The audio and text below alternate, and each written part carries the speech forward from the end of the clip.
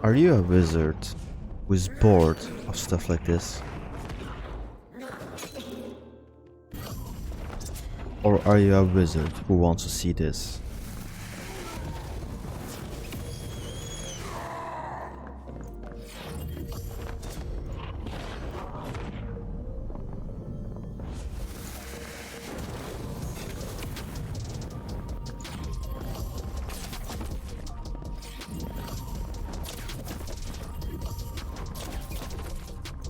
In that case, you came to the right video. I'll go over everything you need to know on how to survive the dark dungeons by giving you my top 2 spell builds, the best skills, the best perks and much more. In case there are many changes in the upcoming playtest or when the game releases, I will make a new wizard guide, what you can see now in the top right corner. Let's start with the basic, the weapon. I would recommend either go with a spell book or a crystal ball with a dagger.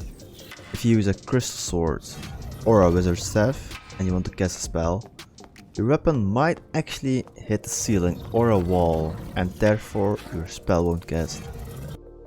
With a spell book or a crystal ball, this is not the case since you're not swinging your weapon, but you make a deadly sign with your hand. You can get these weapons very easy in case the alchemist has them. In case you went for the crystal ball, make sure to have a quick look in the weaponsmith as well for a dagger. Once we know our weapons we want to use, we can move on to what spells we want to use. Because for both the spellbook and the crystal ball, I use a different kind of build. Now for the spellbook build, it looks like this. Fireball, magic missile, invisibility, haste and zap. Now fireball, it shoots a fireball that causes damage and it also burns the enemy or whoever you hit. And it also knocks them back. Magic missile, I use this on close range for the main reason. The missiles, they move very slowly, but they can deal a lot of damage. Invisibility, I mostly combine this with haste.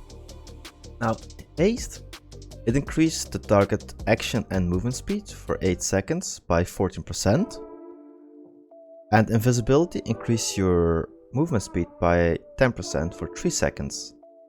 This means if you cast haste and then invisibility on you or your teammate, they will actually gain a movement speed bonus of 24%. And last but not least, we will be using zap. Zap will be my finisher. So I love to combine this with a fireball, for example a fireball and then zap, or maybe you can use a couple of magic missiles. In case that doesn't kill the enemy, you can also do a zap on the enemy.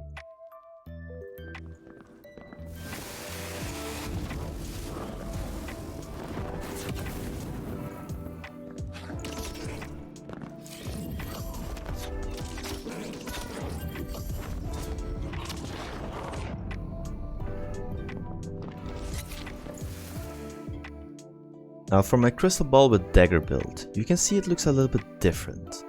I switched off zap with ignite. I will not go over the other spells anymore. I will only cover ignite. Ignite, it sets your weapon on fire, it will deal additional magic damage, and it will burn the enemy as well. Now this is a great combination with a fireball. This means when you fireball the enemy, it will deal tons of damage, it will burn them. If you then, for example, haste yourself, you put the ignite on your weapon, you go invisible, you move up close and you stab them with a dagger, they will burn again and it will deal tons and tons of damage.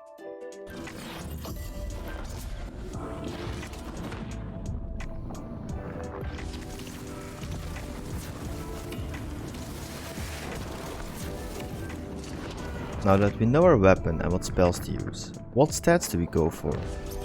We go for knowledge to increase the spell capacity, but mainly we want to use it for the casting speed. We want to have will for additional magical power. We want to have magical power itself to give additional spell damage, buff and debuff duration, and base magic resistant. Of course, all attributes is not bad neither, because it gives us bonus knowledge and bonus will. Now this is a very important one. This is, I think, the most important stats of all of them, which is true/additional magic damage. Of course, this gives additional spell damage.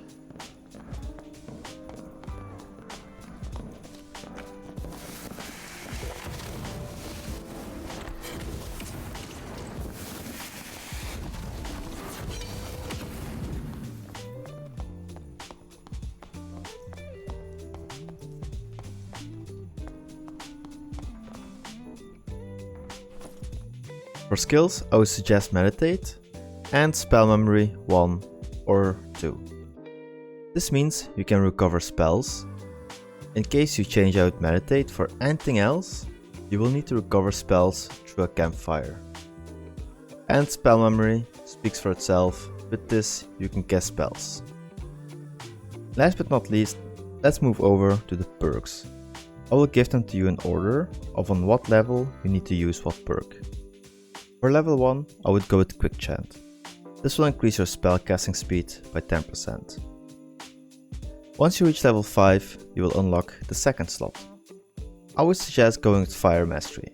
This will increase the magic damage of the fire spell's damage by 5%. And it increases the duration of burn status by 2 seconds. This applies for both the Fireball and the Ignite spell as well. Once you reach level 10, you unlock the third slot. I would suggest going for Arcane Mastery. This increases the magic damage of arcane spells by 5% and reduces the casting time of arcane spells by 1 second.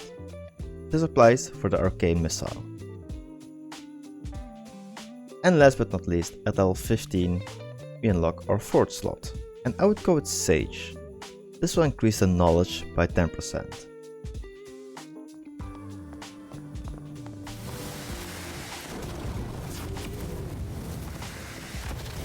I hope that this helped you on becoming a better wizard.